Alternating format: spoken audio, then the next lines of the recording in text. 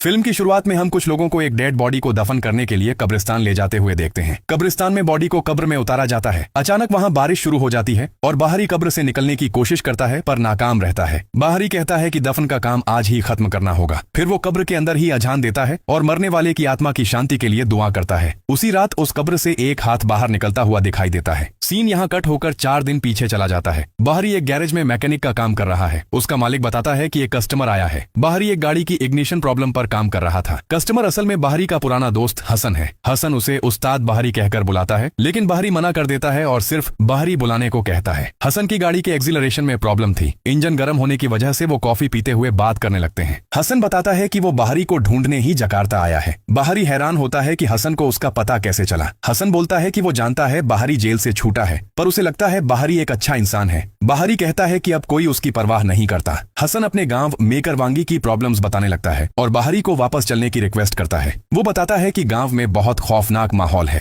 हसन रत्ना नाम की एक लड़की का जिक्र करता है जो बहुत बीमार है। रोज ठीक शाम 6 बजे वो दर्द से चिल्लाने लगती है। डॉक्टर या कोई भी उसकी बीमारी पकड़ नहीं पा रहा। हसन बताता है कि गांव के पुराने उस्ताद बहुत बूढ़े और बीमार हैं, इसलिए वो बाहरी की हेल्प चाहते हैं, लेकिन बाहरी जाने से मना कर देता है। वो कहता है कि वो अब पहले जैसा नहीं रहा और अपना पास्ट पीछे छोड़ आया है। इसके बाद बाहरी हसन की कार ठीक कर देता है। हसन पैसे देना चाहता है पर बाहरी नहीं लेता। हसन उसे गांव वापस आने की रिक्वेस्ट करके और सलाम करके चला जाता है। गैरेज का मालिक बाहरी को डांटता है क्योंकि वो पुराने पार्ट्स बदलकर नए लगा सकता था और ज्यादा पैसे ले सकता था, जो बाहरी ने नहीं किया। मालिक के हिसाब से ये बेवकूफी है, पर बाहरी को लगता है ये कस्टमर के साथ धोखा होता। गैरेज का मालिक बाहरी को रूडली याद दिलाता है कि वो एक एक्स कॉन्विक्ट है, इसलिए इस गैरेज के अलावा उसे कहीं और जॉब नहीं मिलेगी। मजबूरी में आकर बाहरी मालिक की गलत बात मान लेता है और कार पार्ट्स बदलने को राजी हो जाता है। उस रात जब बाहरी सो जाता है तो कफन में लिपटी एक लाश सीधा बाहरी के मुंह के ऊपर आ जाती है, लेकिन जब बाहरी आंखें खोलता है तो कुछ नहीं दिखता। खैर, बाहरी फिर सो जाता है। तभी बाहरी को रत्ना की चीख सुनाई देती है। बाहरी उठकर बाहर आता है और एक कार के अंदर रत्ना को देखता है जो चेन से बंधी हुई थी। रत्ना बाहरी से बार बार बचाने की भीख मांग रही है। अचानक रत्ना वहां से गायब हो जाती है। इस घटना के बाद बाहरी जल्दी से अपना बैकपैक पैक करता है और गांव के लिए निकल पड़ता है। रास्ते में उसे एक कार का बहुत बुरा एक्सीडेंट दिखाई देता है। अगले दिन रत्ना की माँ उसे खाना खिलाने की कोशिश कर रही थी। तभी आसिफ नाम का एक आदमी आकर रत्ना की माँ पर भड़क जाता है। वो रत्ना को गांव के लिए एक बोझ बोलता है और उनकी फैमिली की बेइज्जती करता है। यहाँ तक कि वो रत्ना के पापा के पुराने कर्ज और सुसाइड की बात उठाकर माँ बेटी को भी सुसाइड करने की सलाह देता है। रत्ना की माँ शांति से जवाब देती है कि जिंदगी और मौत उनके हाथ में नहीं है। ठीक तभी रत्ना फिर से दर्द से चिल्लाने लगती है। उधर बाहरी गांव वापस आकर हसन से मिलता है। हसन उसे देखकर रिलीफ फील करता है। बाहरी बताता है कि वो रत्ना की हेल्प करना चाहता है। हसन उसे वार्न करता है कि गांव के लोग आजकल बहुत अजीब बिहेव कर रहे हैं और उसे अब्बाह से मिलने को कहता है। बाहरी वहां से अपने टीचर अब्बाह से मिलने जाता है। अब्बाह बहुत बीमार होने के बावजूद बाहरी को देखकर खुश होते हैं और उसे उसके फेवरेट खाने की याद दिलाते हैं। बाहरी बताता है कि वो उन्हें बहुत मिस कर रहा था। अब्बाह बाहरी को उसके पुराने रूम में रहने की परमिशन दे देते हैं। अब्बाह अफसोस करते हैं कि अगर वो बीमार न होते तो रत्ना और गांव वालों की हेल्प कर पाते। अब्बाह की वाइफ उन्हें रेस्ट करने को बोलती है और एक स्टूडेंट को बाहरी को उसके रूम तक छोड़ने को कहती है। एक फ्लैशबैक में दिखाया जाता है कि बाहरी बैठा था और रत्ना आकर उसे बोरो की हुई बुक वापस करती है। वो लैला मजनू के प्यार पर डिस्कस करते हैं। रत्ना कहती है कि जिस प्यार में सिर्फ अकेलापन और दर्द हो उसमें कुछ भी अच्छा नहीं है। फिर रत्ना बाहरी को बताती है कि अब्बाह चाहते हैं वो नए स्टूडेंट्स को किरात यानी कुरान रिसाइटेशन सिखाए। तभी असेफ नाम का एक लड़का आकर रत्ना को शादी के लिए प्रपोज करता है और शादी से पहले किस करना जायज है या नहीं इस पर मजाक करने लगता है। रत्ना क्लास का बोलकर वहां से निकल जाती है। बाहरी असेफ को उसके घटिया बिहेवियर के लिए डांटता है। असेफ खुद को सीधा साधा बोलता है और बाहरी को ढोंगी कहता है। वो रत्ना के साथ बाहरी के पास्ट रिलेशन को लेकर टोंट मारता है। सीन प्रेजेंट में वापस आता है और अब्बाह बाहरी को बुलाते हैं। अब्बाह पूछते हैं कि क्या हुआ। बाहरी बताता है कि वो मेंटली बहुत थक चुका है। वो कहता है कि किसी ने उसके खिलाफ झूठी अफवाह फैलाकर उसकी लाइफ बर्बाद कर दी और उसके पुराने दोस्त अब दोस्त नहीं रहे। बाहरी बताता है कि एक्सोरसिज्म के वक्त एक पेशेंट की मौत के लिए उसे जिम्मेदार माना गया और जेल भेज दिया गया। वो सदमा बर्दाश्त न कर पाने की वजह से बाहरी की माँ बीमार पड़ गई और जब बाहरी जेल में था तब उनकी मौत हो गई। अब्बाह उसे दिलासा देते हैं कि जिंदगी और मौत किस्मत का खेल है। बाहरी अफसोस करता है कि जेल से उसे अपनी मां के जनाजे में शामिल नहीं होने दिया गया। अब्बाह उसे सब्र रखने को बोलते हैं और पूछते हैं कि क्या वो रेगुलर नमाज पढ़ रहा है। बाहरी बताता है कि बचपन से उसने कभी नमाज नहीं छोड़ी। बाहरी पूछता है कि उसके साथ ही ऐसा क्यों हुआ। अब्बाह कहते हैं कि पास्ट बदला नहीं जा सकता, बस अल्लाह के प्लान पर भरोसा रखना चाहिए। वो उसे अपनी माँ के लिए दुआ करने को बोलते हैं क्योंकि एक अच्छी औलाद का फर्ज है अपने माँ बाप के लिए दुआ करना। अब्बाह पूछते हैं कि उसके वापस आने का असली मकसद क्या है। वो बताता है कि वो रत्ना का एक्सोरसिज्म करना चाहता है। नेक्स्ट सीन में बाहरी हसन को लेकर रत्ना के घर जाता है। वहाँ वो रत्ना की माँ से मिलता है और रत्ना की तबीयत के बारे में पूछता है। माँ बताती है कि घर वापस आने के बाद से रत्ना ने एक शब्द भी नहीं बोला। वो रोते हुए बाहरी से मदद की भीख मांगती है। वो यहाँ तक कह देती हैं कि रत्ना को तड़पता देखने से बेहतर है कि उसकी मौत हो जाए। बाहरी अल्लाह पर भरोसा रखकर अपनी पूरी कोशिश करने का वादा करता है। ठीक तभी रत्ना दर्द से तड़पने लगती है। उसकी माँ दौड़कर उसके पास जाती है और पीछे पीछे बाहरी भी जाता है। वहाँ बाहरी देखता है कि रत्ना की बॉडी सड़ने लगी है और उसमें से कीड़े निकल रहे हैं। ये देखकर बाहरी की हिम्मत टूट जाती है और वो हसन से कहता है कि वो ये नहीं कर पाएगा। हसन उसे शांत करता है और हौसला देता है। वो कहता है कि बाहरी शायद बदल गया है, लेकिन उसके अंदर वो पुरानी ताकत आज भी जिंदा है।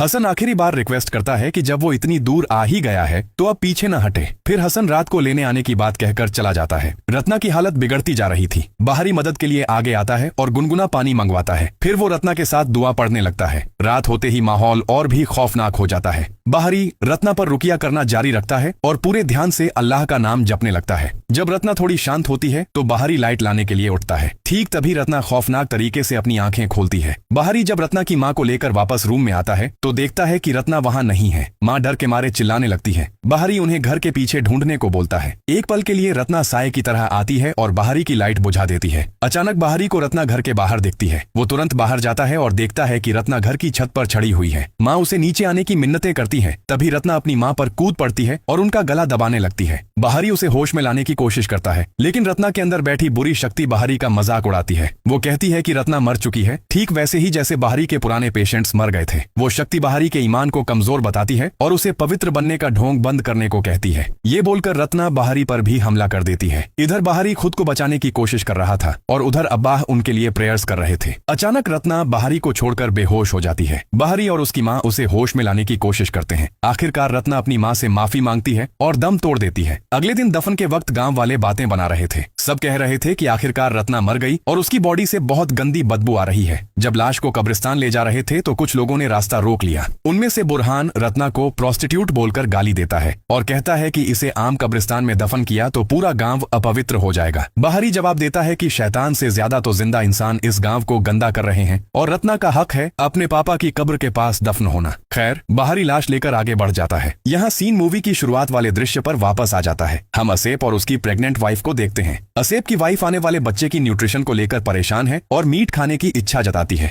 हस्बैंड तसल्ली देता है कि पैसे आते ही वो मीट ले आएगा। अचानक असेप की वाइफ को कच्चा आम खाने का मन करता है और वो बताती है कि पड़ोसी के पेड़ पर आम लगे हैं। असेप पहले इतनी रात को पेड़ से आम तोड़ने में डर रहा था, लेकिन अपने आने वाले बच्चे का सोचकर वो मान जाता है। वो अपनी वाइफ को संभल कर रहने को बोलता है और निकल पड़ता है। इसके बाद जैसे ही असेप की वाइफ वेल से पानी निकालने जाती है, वहाँ से एक सांप निकल आता है। सांप देखकर वो बुरी तरह डर जाती है और उसकी ब्लीडिंग शुरू हो जाती है। सांप को अपने पास आता देख वो किसी तरह रेंगते हुए किचन में पहुंचती है। ठीक तभी हम उसके पीछे रत्ना की लाश को देखते हैं, लेकिन असेप की वाइफ जब पीछे मुड़ती है तो उसे कोई दिखाई नहीं देता। फिर जैसे ही वो मेन रूम का कर्टेन हटाती है, सामने रत्ना का घोस्ट देखकर डर के मारे वो बेहोश हो जाती है। अगले दिन असेप अपनी प्रेग्नेंट वाइफ और बच्चे के लिए रोता बिलखता रहता है। वो कहता है कि वो किसी को नहीं बचा पाया। उसी वक्त दानांग आकर इस सब के लिए सीधा बाहरी को ब्लेम करता है। वो कहता है कि बुरहान के मना करने के बावजूद बाहरी ने घमंड में आकर रत्ना को यहाँ दफन किया, जिसके चलते ये श्राप लगा है। वो लोग बाहरी से बदला लेने का प्लान बनाते हैं। इधर मदरसा में बाहरी अबाह को बताता है कि उसने रत्ना के लिए दुआ की, लेकिन उसका दिल नहीं मान रहा। अबाह उसे समझाते हैं कि दुआ सिर्फ जुबान से नहीं,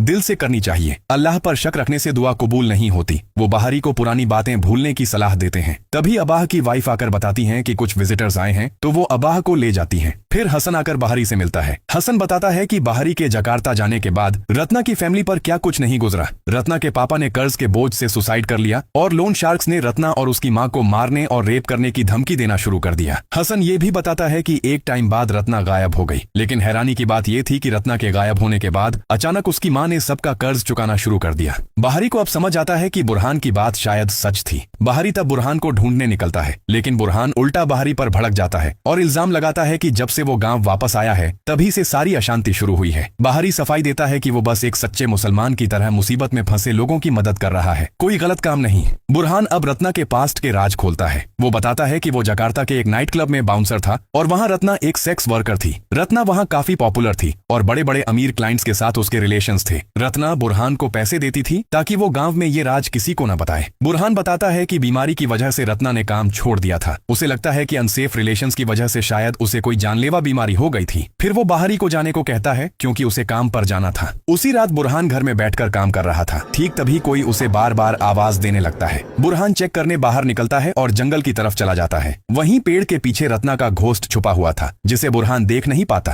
तभी रत्ना फिर से बुरहान को पुकारती है। अचानक रत्ना का घोस्ट बुरहान के पीछे दिखाई देता है। बुरहान देखता है कि कफन के अंदर से एक सांप निकल रहा है। ये देखकर वो डर के मारे वहां से भाग जाता है। इसके बाद दानांग मोटरसाइकिल के लुकिंग ग्लास में रत्ना का घोस्ट देखता है। वो डर तो जाता है पर खुद को ब्रेव दिखाने की कोशिश करता है। वो चिल्लाता है और उस बुरी शक्ति को सामने आने को बोलता है और फिर वहां से निकल लेता है। इधर बुरहान किसी तरह बचकर अपने रूम में बैठा था। ठीक तभी उसकी वाइफ आती है और उसे पास बुलाती है। वो उसे किस करती है। तभी बुरहान को एहसास होता है कि ये उसकी वाइफ नहीं बल्कि रत्ना है। थोड़ी देर बाद जब बुरहान की वाइफ दरवाजा खोलती है तो देखती है कि बुरहान फांसी लगाकर लटका हुआ है। फिर पूरे गांव में खबर फैल जाती है कि बुरहान मर गया। इधर बाहरी खुद को गिल्टी फील करता है और कहता है कि वो गांव वालों को बचाने में फेल हो गया। तब अब्बाह समझाते हैं कि मौत अल्लाह के हाथ में है और ये पहले से लिखा होता है। लेकिन बाहरी दुख जताता है कि गांव वाले अभी भी इन मौतों के लिए उसे ही ब्लेम कर रहे हैं। अब्बाह कहते हैं कि नेक लोगों को अक्सर ऐसी सिचुएशन फेस करनी पड़ती है जहां लोग उन्हें पागल या बुरा समझते हैं, फिर भी इंसान होने के नाते लड़ना पड़ता है। अब्बाह ये भी कहते हैं कि शैतान के बहकावे में नहीं आना चाहिए।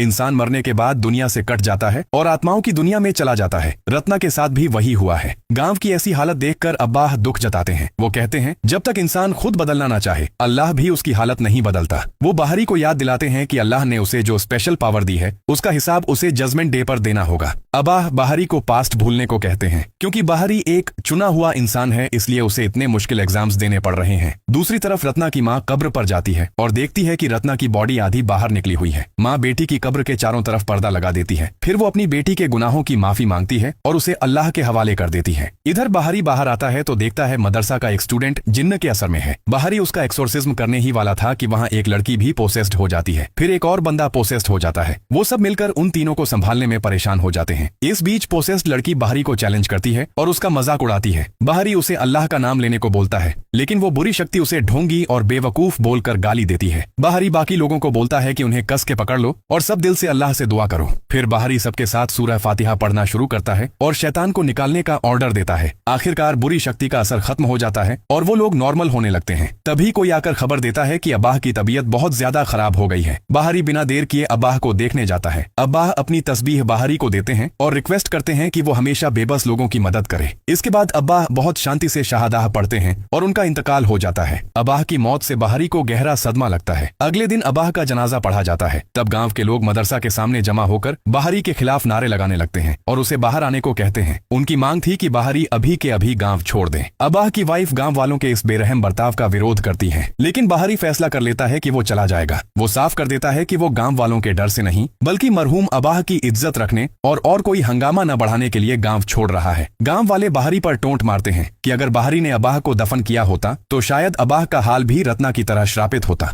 इधर शहर से एक लड़की रत्ना की कब्र देखने आती है, लेकिन रत्ना की खौफनाक हालत देखकर वो डर के मारे भाग जाती है। वो जल्दी से बस में चढ़ती है जहां बाहरी भी मौजूद था। बातों बातों में लड़की बताती है कि वो रत्ना की फ्रेंड थी। वो गांव वालों की इस बेरहमी के लिए उन्हें बुरा भला कहती है। वो बाहरी को बताती है कि वो शहर में रत्ना के साथ काम करती थी। एक फ्लैशबैक में दिखाया जाता है कि रत्ना बहुत काइंड थी। वो अपनी कमाई से अपनी फ्रेंड की मदद करती थी ताकि वो अपनी बीमार माँ को पैसे भेज सके। रत्ना अमीर क्लाइंट्स के बीच काफी पॉपुलर थी और खूब पैसे कमाती थी। बुरहान आकर रत्ना के पापा के पुराने कर्ज के लिए उसे प्रेशर करता था। वो रत्ना की बॉडी में लगे सुसुक यानी चार्म नीडल की बात करता है और ज्यादा पैसे मांगता है। बाहरी पूछता है कि ये सुसुक रत्ना की बॉडी में किसने डाला था। लड़की बताती है कि सुना है बुरहान के एक दोस्त ने ही वो सुसुक रत्ना के अंदर डाले थे। वो ये भी बताती है कि इस सुपरनेचुरल पावर को एक्टिव रखने के लिए रत्ना को पहले मुर्गी और बाद में बकरे के खून की बलि देनी पड़ती थी। एक टाइम ऐसा आया जब उस शक्ति ने रत्ना की माँ की सैक्रिफाइस मांगी। रत्ना ने अपनी माँ को सैक्रिफाइस करने से मना कर दिया, इसलिए वो बीमार पड़ गई और काम धंधा छोड़कर गांव वापस आ गई। इतना सुनते ही बाहरी बस से उतर जाता है। गांव में घुसते ही उसका सामना असेप और उसके साथी से होता है। बाहरी उन्हें सच बताने की कोशिश करता है, लेकिन वो सुनने को तैयार नहीं होते और बाहरी पर टूट पड़ते हैं। वो बाहरी को मारने लगते हैं। बाहरी भी पलटकर वार करता है और उन दोनों को काबू कर लेता है। वो असेप से पूछता है कि रत्ना की बॉडी में वो जानलेवा चार्म किसने डाला था। असेप बताता है कि दानांग ने ही वो सुसुक लगाए थे। तभी हसन वहां आ जाता है। बाहरी हसन को लेकर दानांग के अड्डे पर जाता है। बाहरी हसन को सेफ डिस्टेंस पर रहकर दुआ करने को बोलता है और खुद अल्लाह का नाम लेकर अंदर घुस जाता है। अंदर का नजारा देखकर उसे अपनी आंखों पर यकीन नहीं होता, क्योंकि वहां हर तरफ ब्लैक मैजिक का सामान पड़ा था। ठीक तभी दानांग पीछे से आकर उस पर अटैक कर देता है। फिर दानांग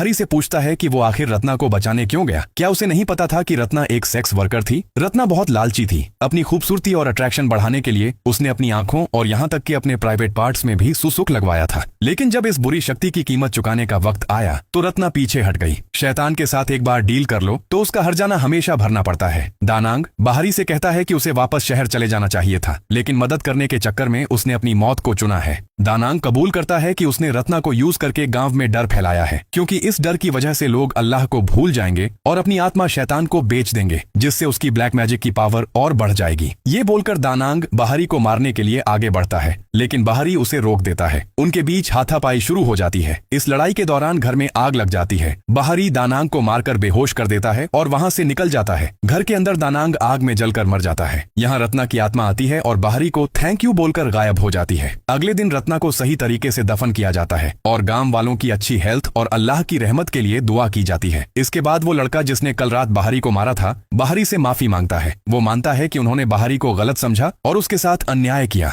बाहरी बड़े दिल से उसे माफ कर देता है। रत्ना की माँ भी उसे माफ कर देती है। फिर बाहरी और रत्ना की माँ कब्र पर फूल चढ़ाते हैं। नेक्स्ट सीन में पुलिस आकर उस्ताद बाहरी से हसन की फैमिली के बारे में पूछती है। बाहरी बताता है कि हसन अकेला रहता है। तब पुलिस एक शॉकिंग न्यूज देती है। हसन कुछ दिन पहले एक रोड एक्सीडेंट में बुरी तरह जख्मी होकर कोमा में चला गया था और आखिरकार हॉस्पिटल में मर गया। बाहरी सुन्न रह जाता है, क्योंकि इतने दिन तो हसन उसके साथ ही था। जब पुलिस हसन का ड्राइविंग लाइसेंस दिखाती है तो एक फ्लैशबैक दिखता है। बाहरी ने गांव आते वक्त रास्ते में जो एक्सीडेंट देखा था वो असल में हसन का ही था। मतलब इतने दिन जो बाहरी के साथ था वो इंसान नहीं था। बाहरी खुद को हसन का रिश्तेदार बताता है और पुलिस से रिक्वेस्ट करता है कि हसन की बॉडी इस मदरसा में पहुंचा दी जाए। पुलिस उसका आईडी वापस देकर चली जाती है। बाहरी अपने मरे हुए दोस्त हसन का शुक्रिया अदा करता है। उसे एहसास होता है कि अल्लाह का सही रास्ता या हिदायत पाना बिल्कुल आसान नहीं है। इसके लिए बहुत कुर्बानी देनी पड़ती है। वो दुख के साथ याद करता है कि इस रास्ते पर चलते हुए उसने अपनी माँ, गुरु अब्बा, रत्ना और आखिर में अपने प्यारे दोस्त हसन को खो दिया। इसी दर्दनाक लेकिन सच्ची रियलाइजेशन के साथ ये मूवी खत्म होती है।